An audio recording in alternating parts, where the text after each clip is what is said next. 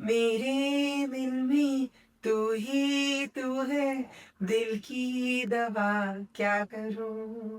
दिल भी तू है, जान भी तू है, तुझसे जुदा क्या करूं। नमस्कार।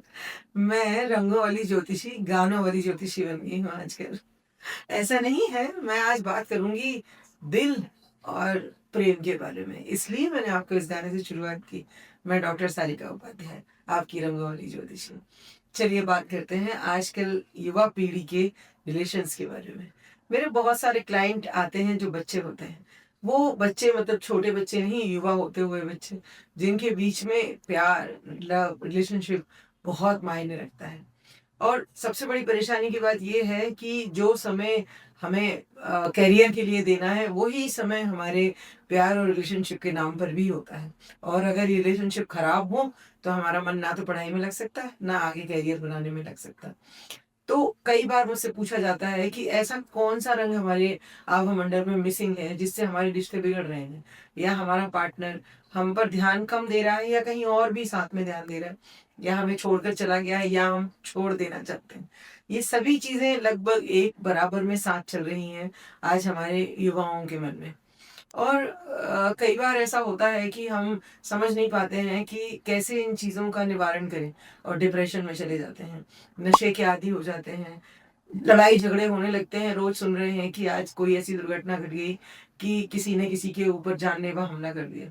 इन सब चीज़ों से बचने के लिए मैं अपने युवा दोस्तों से यही कहूँगी कि आप मेरा एक छोटा सा कहा मानकर और थोड़ा इसको आजमा कर देखिए। मैंने कई लोगों को कहा है।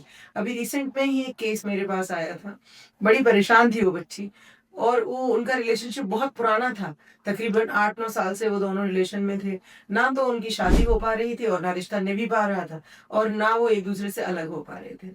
जब उसने मुझसे पूछा कि इस संबंध में उसे क्या करना चाहिए, तब मैंने उसको बताया, उसको जब भी कभी जिस व्यक्ति के साथ में उसका मन लगा हुआ है, या वो अपने जीवन में उसको जीवन साथी के रूप में देखना चाहती है और चाहती है कि उससे उसके रिश्ते अच्छे रहें, तो वो ये देखे कि अपने किस चीज में, जब वो कब उस व्यक्ति के साथ में बातचीत कर रही होती है, और वो समय में हमारे आसपास कौन सा ऐसा समय है। जैसे मान लीजिए, कई बार हमने देखा है कि हमारे झगड़े शाम के ही समय होते हैं।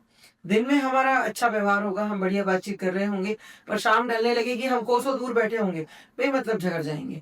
या ऐसा होगा कि शाम को तो हम मना लें एक दूसरे को, बढ़िया बातचीत करने लगे, लेकिन सुबह उठ के हेलो, फालतू बात मत करो मुझसे, अभी मेरा मन नहीं है बात करने के लिए, बाद में बात करते हैं, मैं बिजी हूँ, वगैरह वगैरह वगैरह। तो ये सब चीजों में, दोनों तरह के सुबह और शाम में थोड़ा नोटिस करके देखिए कि किस समय में हमारे झगड़े ज्यादा होते हैं। यदि शाम के समय झगड़े हो रहे हैं, या व्यक्ति हमसे दूर हमारे फोनों का जवाब नहीं दे रहा है, मैसेज नहीं कर रहा, मिलने की बात नहीं कर रहा है, या आगे रिश्ते बढ़ाने की बात नहीं कर रहा है, तो प्रयास कीजिए कि हम अपने आभा मंडल में गुलाबी रंग के चीजों को इस्तेमाल करना ज्यादा शुरू करें। जब हम उस व्यक्ति से बातचीत कर रहे हो, मिलने जाए, तो गुलाबी कपड़ों का इस्तेमाल करिए। गुलाबी कपड़े पहनिए, गुलाबी रुमाल रखिए अपने पास में, गुलाबी रंग की लिपस्टिक लगाइए, या गुलाबी रंग की घड़ी पहनिए। ऐसे ही लड़के गुलाबी रंग की शर्ट पहन सकते हैं, गुलाबी हैंकी अपने साथ रख सकते हैं। और एक वो परफ्यूम जिसका रोज का बना हुआ होना चाहिए, उसको अपने कपड़ों पर लगाइए, और फिर देखिए जब आप बात करेंगे तो कैसे धीरे धीरे रिलेशनशिप में अच्छा सुधार आएगा। इसी तरह अगर सुबह के टाइम झगड़े हो रहे हैं, तो आप देखिए कि हम जब सुबह बहुत झगड़ रहे होंगे, तो आपको समझ आ रहा होगा कि मन उदास होगा, अनमना हो जाएगा। तो उस उदासी और अनमनेपन को दूर करने के लिए भी हमको चाहिए कि हम हमेशा अपने सफेद कलर की चीजों का इस्तेमाल करें। कभी कभी व्हाइट रोज देकर देखिए जब मिल रहे हों, और अगर बातचीत करने के अलावा फोन पर झगड़े हो रहे हैं, तब तो कोई बात ही नहीं है, सफेद कपड़े ही काम चला देंगे। दोनों रंगों की एक आभा के मिश्रण के साथ हम कैसे अपने रिलेशनशिप को बैलेंस कर सकते हैं, और एक अच्छा रिश्ता निर्मित करके और आगे लंबा चला सकते हैं। ठीक है, प्रयास करके देखिए। कुछ फायदा होता है तो भी बताइए, नहीं होता है तो आगे और बताऊंगी। अभी ये बहुत लंबा हो चला है वीडियो। अब प्यार की बात निकली है तो दूर तलक जाएगी।